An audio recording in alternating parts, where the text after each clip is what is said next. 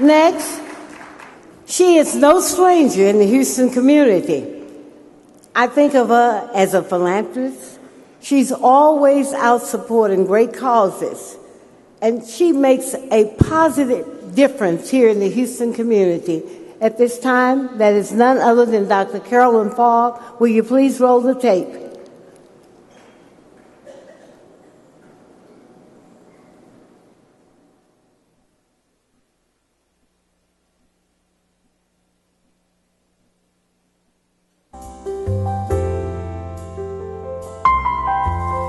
Dr. Carolyn Farb is known in the community as Houston's premier volunteer fundraiser and event creator, and has championed many causes paramount to the NAACP's mission.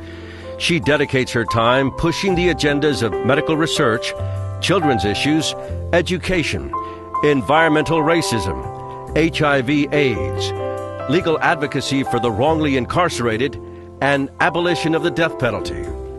It was her trailblazing efforts in the 80s that helped to chip away at the stigma of AIDS in the Houston community. And what I did was gather a group of citizens from all walks of life and ask them to be in a photograph that said, AIDS is everyone's responsibility. With her ingenuity and clout, she was able to raise more than $100,000 for AIDS research. For the past 21 years, Carolyn has also been a volunteer with UNICEF and is currently serving as board chair. She says the protection of human rights is a cause we can all do something about. You hear about the atrocities and you wonder, what can I do? Well, we cannot afford to forget those people who cannot act for themselves politically or economically. The president of the NAACP is pleased to present Dr. Carolyn Farb with the 2008 NAACP Presidential Award for her unrelenting passion and commitment of public service and philanthropy to advance and promote fair and equitable human and civil rights.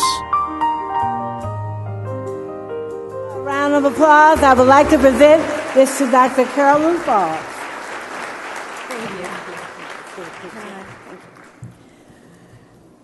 Good evening. It's been quite an evening. I always said I never wanted to follow Kirby John Caldwell. Thank you, Carol, for your wonderful introduction. And I'd like to express my deep appreciation to the NAACP Houston branch for honoring me with your distinguished Presidential Award. It is indeed a pleasure to be recognized along with such an esteemed group of honorees. Throughout my life, the letters NAACP have always symbolized an embracing organization. Is that echoing? Am I hearing an echo? I don't think they can. We do. It's okay? Yeah. Well, throughout my life, the letters NAACP have always symbolized an embracing organization which works to assure justice and equality for all people and every aspect of life, learning and growing from the past, enabling us to move forward to even greater accomplishments.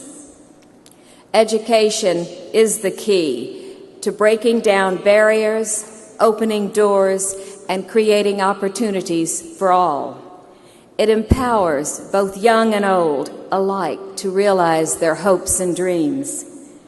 As my friend, legendary leader Nelson Mandela said, education is the most powerful weapon which you can use to change the world.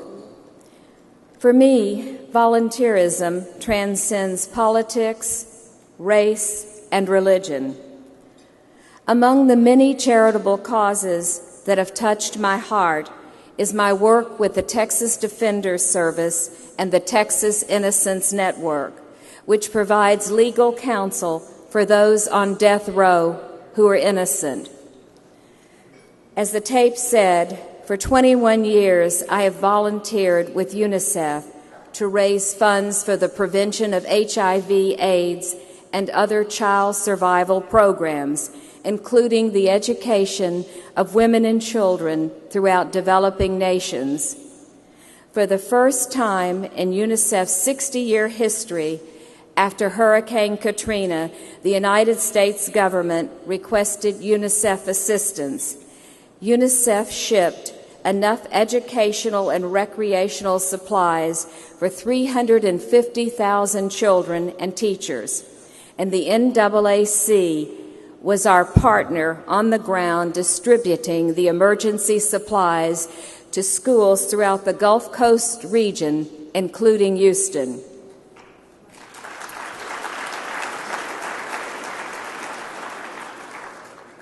I've also had the privilege of working with noted playwright Celeste Walker to help bring the Buffalo Soldier story to the world.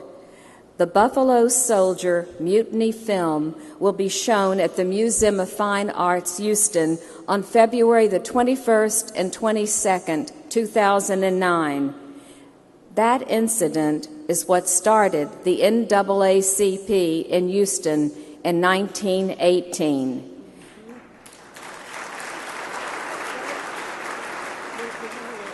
The Buffalo Soldiers were true American heroes, deserving of their rightful place in history. After the Challenger tragedy in 1986, I was contacted by the Challenger widows and their families to create a legacy for space science technology so that the future Mae Jemisons of our country could have the opportunity to become astronauts, exploring space and helping to find cures for diseases and making other discoveries for the good of humanity. There are now over 56 Challenger Learning Centers around the world, and I take pride in knowing that I played a role in helping to heal the grief of our nation and paving the way for future generations to advance space science technologies. Thank you. Each of us has a calling in life. We never know when it will come to us or where we will find it. For me, the qualities of caring and sharing grew out of the spirit endowed by my beloved grandfather, Jakey Friedman. My grandfather was a charismatic, larger-than-life Russian immigrant who came to America as a teen to pursue his dream. His wisdom taught me, if you believe you can, you will. As Gandhi said, a man is but the product of his thoughts. What he thinks, he becomes. So to all of you here tonight, I encourage you to follow your dreams and know that you can become whatever you want. Thank you, my friends of the NAACP, for this memorable evening and for being such a powerful voice and conscience in our community, the nation, and the world. Thank you for this great honor.